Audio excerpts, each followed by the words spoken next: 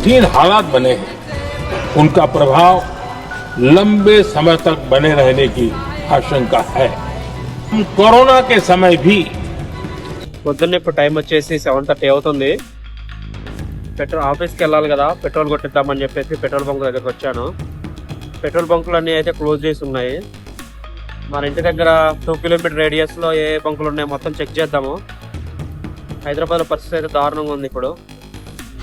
ఇక్కడ చూసారు కదా, ఇది వచ్చేసి 48 కిలోమీటర్స్ వరకు వెళ్తుంది రేంజ్.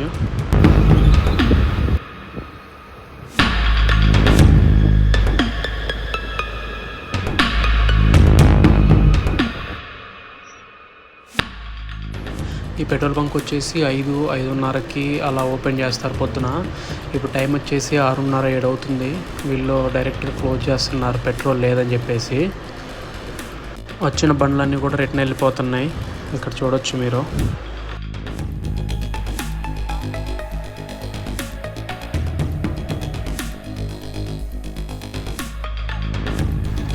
ఇది వచ్చేసి భారత్ పెట్రోలియం. ఇక్కడికి వచ్చాను నేను, పెట్రోల్ ఉందేమో అని. ఇక్కడ మా ఇంటి దగ్గర నుంచి 2 కిలోమీటర్స్ రేడియస్లో ఉంటుంది ఈ పెట్రోల్ బంకు. ఇక్కడికి వచ్చి చూస్తే కూడా పొద్దున్న 7 గంటలకు పెద్ద క్యూ లైన్ ఉంది. ఇక్కడ మినిమం హాఫ్ అన్ అవర్ బట్టేలా ఉంది. ఇది పరిస్థితి.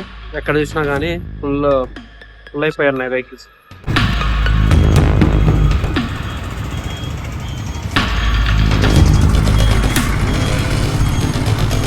మూడో బంకు, నేను దగ్గరలో ఉన్న బంకులకు వచ్చాను. ఈ 3 బంకుల్లో కూడా ఇదే పరిస్థితి ఉంది. కొన్ని బంకుల్లో అయితే పెట్రోల్ కంప్లీట్గా లేదు.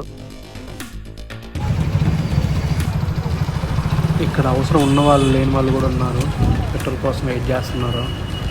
అందరూ కూడా ఫుల్ ట్యాంక్ చేయించుకుంటున్నారు. చూడాలి ఎంతవరకు వస్తుందో పెట్రోల్ అనేది. గవర్నమెంట్ చెప్తున్న ప్రకారం అయితే పెట్రోల్ సప్లై ప్రాపర్గానే ఉంది.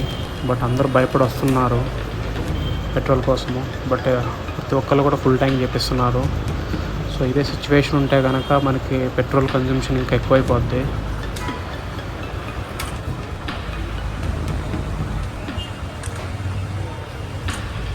మినిమం 45 మినిట్స్ టైం అయితే పడుతుంది.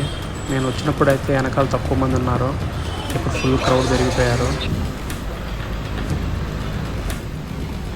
క్యాన్లు డబ్బాలు మాత్రం అలౌ చేయట్లేదు. బట్ వచ్చిన వాళ్ళు మాత్రం ఎవరిని కాదనకుండా అయితే పెట్రోల్ చేస్తున్నారు వీళ్ళు బాగా.